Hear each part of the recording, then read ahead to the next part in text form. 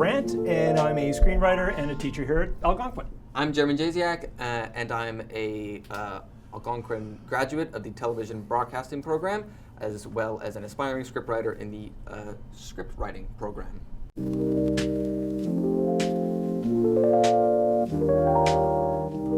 I was writing stories when I was a kid, so I started pretty young. I was just love writing short stories and stuff, and I think it started when I was in grade school. I switched from French to English, and I think once I was in English school, I was like, oh, I can really go to town with it. So I was doing a lot of that then, and always wanted to, I think I was writing with the intent of, oh, I'm gonna be a director, like yourself. Like, I'm gonna write my own stuff, I'm gonna do movies and everything else. And for my career, it just ended up going more in the route of writing, which I really enjoy doing. It's a fun time, except when it sucks. I mean, I'm very much the same in that. I mean, I sort of would, even before I think I could necessarily write, I would sort of do very crude drawings as a child in like a sort of in like a book format of trying to get like to tell a story of just like, you know, oh, a stick man's going here, going there. Cool. Some sort of alien shows up. Yeah, you know, I was inspired by just the media I was consuming. A lot of that stuff I was drawing was like stuff from like based on Doctor Who, which is like my favorite show. Still is my favorite show. It's informed sort of everything I think I make, whether I like it or not. And then throughout middle school and everything, I would write stories and share them with my friends, and sort of it'd just be sort of silly stuff. You're in the scriptwriting program now. Yeah. Is your intention to continue on the path that you were, I kind of felt that you were kicking off when you were in the TV course, of do you want to do your own things? Yeah, because I think self-producing is sort of seems to be the way to go now. A lot of people seem to be like the best way to sort of at least get your work out there and make a name for yourself is to just sort of produce your own stuff. Yeah. And, you know, put it on YouTube, release it online, stuff like that. It's a more of a direct line to getting people to go, oh, we need Jeremy on this, because look what Jeremy's done. Yeah.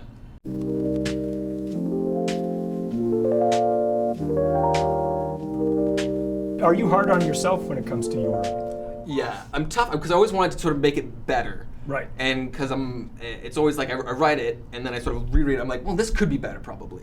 And I'm always trying to make it better, which I think just drives me insane. Sometimes it feels like you're never done. Yeah. When I give other people feedback, I'm always very thrilled when people share their work with me, because I'm Right. always enthusiastic about it, and I always love it because it's always stuff that I'm like, this is so good, and you know, why didn't I think of that? Well, that's good, because that's the sort of feedback that you want, is what you're giving them, which is you're excited about the project. I mean, you end up, like I get notes all the time. And there's definitely a point where when I was younger and starting, it would just get, oh, come on, you just don't get it.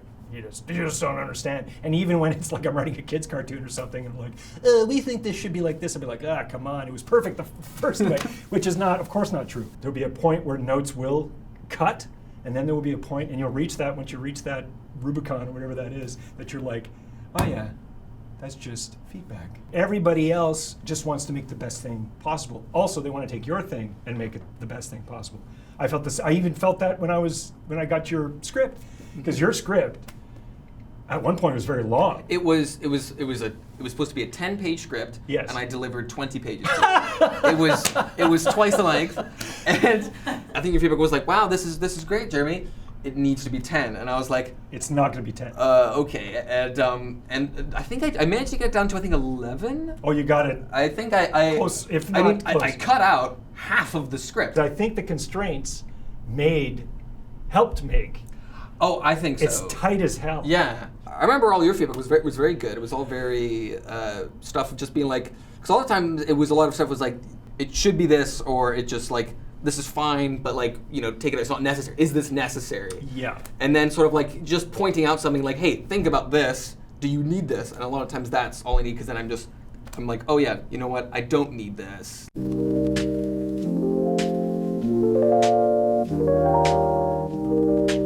I think if there's anything I would tell myself when I was younger, it would be I would have done more, I made a couple of short films, but I think I would have made more. I would have gone for it. A lot of guys my age or people my age or whatever are going, ooh, what did I do wrong? And sometimes it's, well, because I had a freelance career, and the jobs seemed to be coming. I wasn't hunting for them enough. I wasn't hunting for my next, and also wasn't pitching enough. Because I was like, I don't have anything to pitch, I don't think I'm good, or whatever. I become a far better pitcher thanks to the pandemic. Thank you, pandemic. You're the best. Because I ended up doing so much of it on Zoom. And then Zoom, you're in your comfort zone. So if you have ideas, go for it. If you have the ability to make a short, go for it. It's all ways that you can really make your mark so that people know your voice and your style and everything else. I didn't do enough of it. That'd be the thing. Grant, you fool.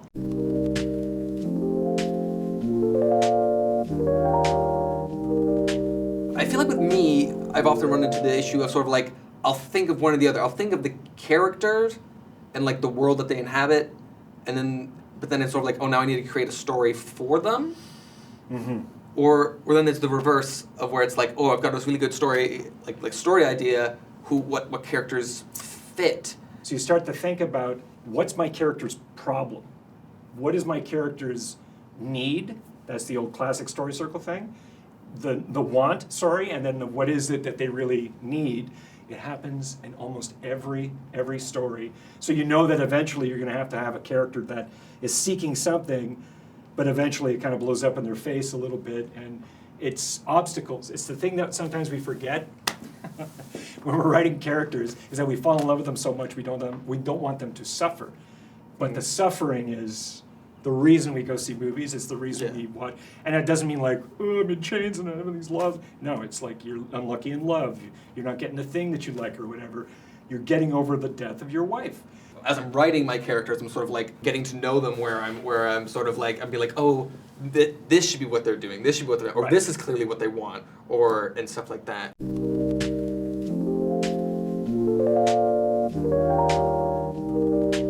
I was stuck on page 16 or something of a script for 2 years of a personal thing. That's tough. Page 16, that's tough. I was like, Christ. And it was something I had started when I'm much younger, and I knew there was a thing, and I just couldn't get it, and it was killing me because I knew there was a way to do it, but I just couldn't find the thing, and I kept putting it off and whatever else.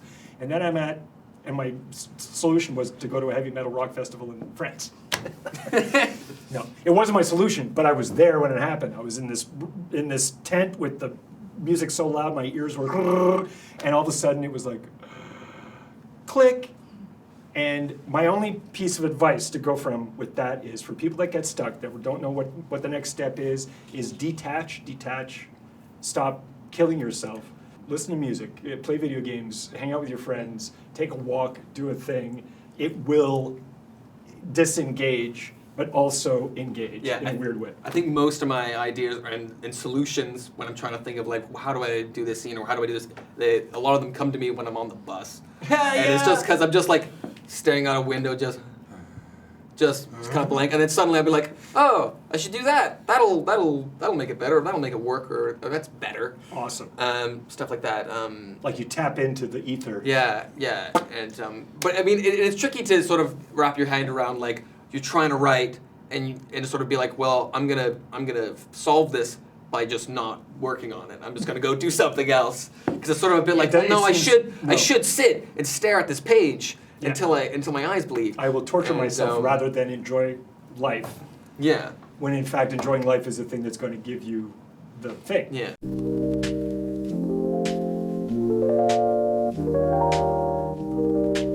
I admire your resilience, because I think this generation, is much more open. They have bigger hearts, or they're not bigger hearts, but they're more willing to express their feelings in ways that I think other generations have been conditioned to not. But you've also gone through this pandemic, and you've also gone through a lot of crazy stuff, and you've been told since you were kids that the world is ending. I think your generation has been traumatized for real by a lot of stuff that's happening, and I find even with that trauma, you seem to have found ways to shield yourself, protect yourself, be good to your friends. I think there is a camaraderie that is more powerful perhaps, or maybe that's just my perception of it, than something I had when I was growing up. So that is something that I really admire, where I think there's a lot more stick-togetherness, because we're all in the same life raft.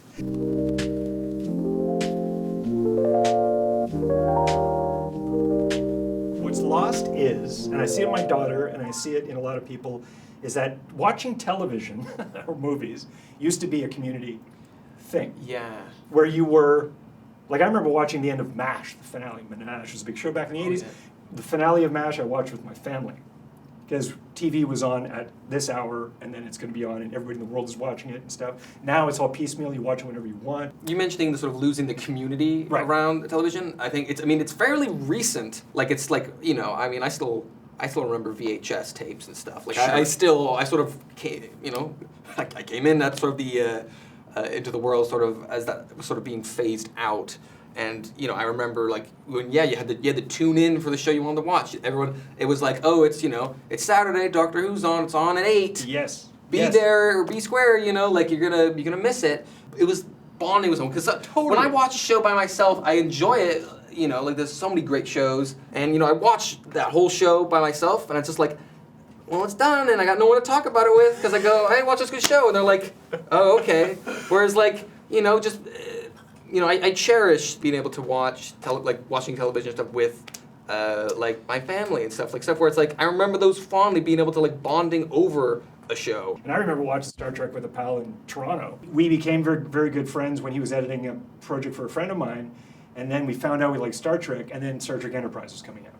So it was like, oh, well, what are you doing on Wednesday? It was like, oh, I'm going to watch Star Trek.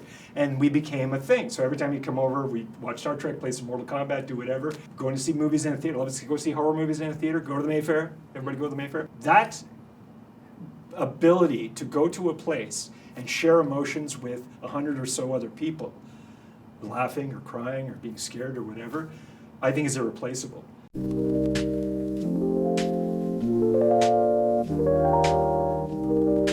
Genuinely, it's great seeing you again. I haven't seen you since your class. Yes. And you did like you did in class. You gave some lovely information here that I will take on board for my future endeavors.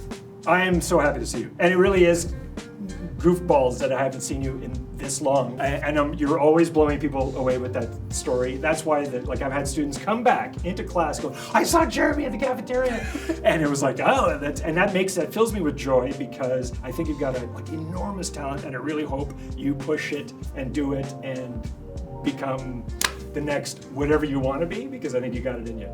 So bravo, bravo. Thank you. Bravissimo, c'est bon.